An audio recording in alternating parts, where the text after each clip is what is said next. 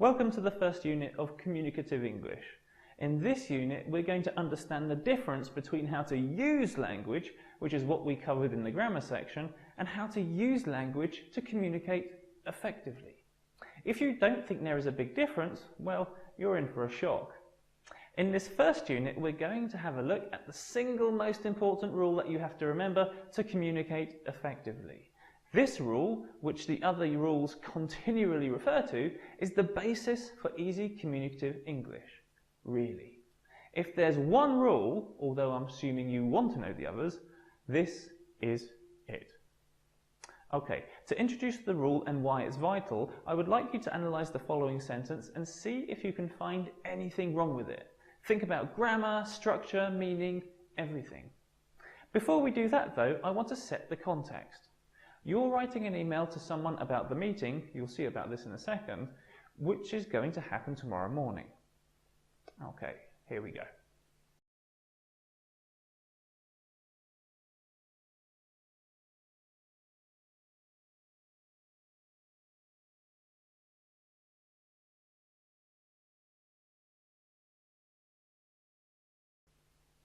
What did you think?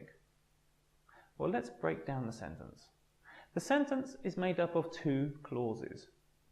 In each clause, you have the passive voice.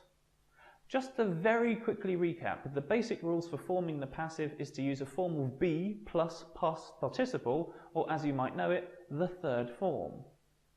If you're a little unsure about the passive, please stop the video now and click on the links in the video description or in one of the boxes.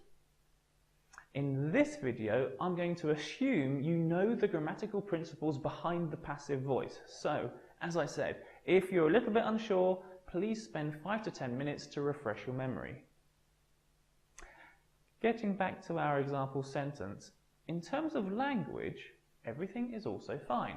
I don't think anyone should have any problems working out what the words mean. So, what's the problem? Well, let's remember the context. You're writing to someone about the problems presented here. The meeting is happening tomorrow morning and there's a problem. Let's think about this from the point of view of what is, or more accurately, what's not being communicated.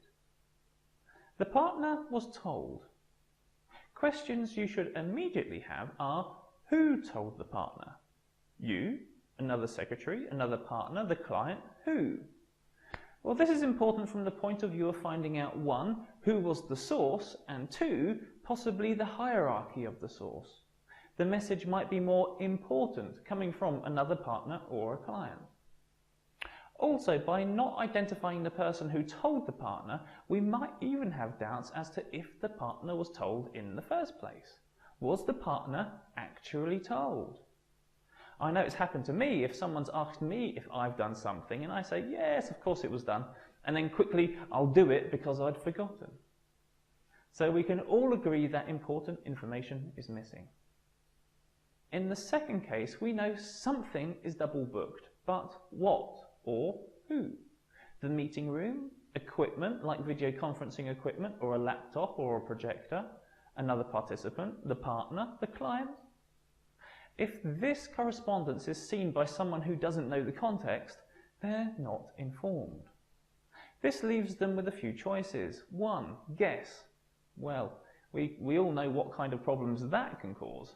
And two, be forced to contact someone to find out exactly what's going on, which takes both time and effort that doesn't need to be spent. We can see that in this case, the passive voice is not helpful at all. So, what's the solution? Simple.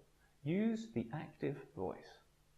We can begin to understand why simply by looking at the differences in the structures. The passive voice is object, verb, subject. That is, the thing being affected, how it's being affected, in other words, the action, and then who is doing the action. Generally speaking, if we consider the way that we would normally communicate a message, this is back to front. And as we've seen already, the person doing the verbal action may not be identified. Let's consider the active voice. Subject, verb, object. That is the personal thing that is doing something, the verb that is what they are doing, and then, finally, who or what is being affected. From the point of view of clear communication, the whole relationship is presented. No information is left out. Okay, let's change the original sentence to see what it would look like in the active voice.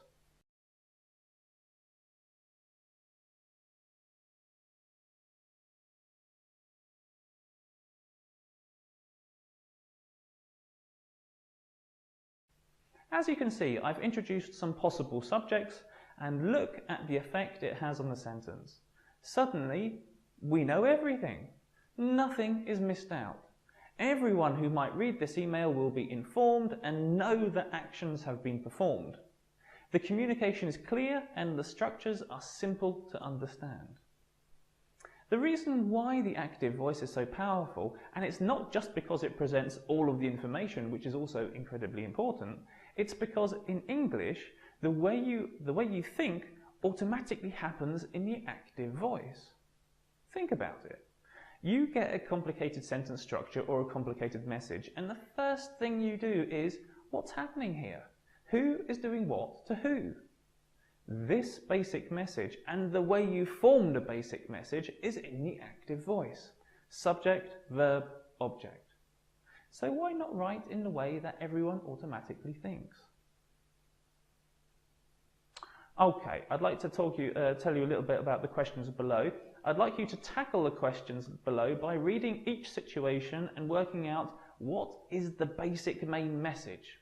To do this, you'll have to identify the subject or invent a likely subject, work out what the main operative verb is or are, and then the subjects those verbs are affecting. In some cases, there'll be a number of verbs which you'll have to identify and put into the correct sentence structure. Take your time, and if you want to review information about the passive, read someone else's views on the active voice, or when it's ready, watch my video about when you can and can't use the passive, please click on the links in the video descriptions.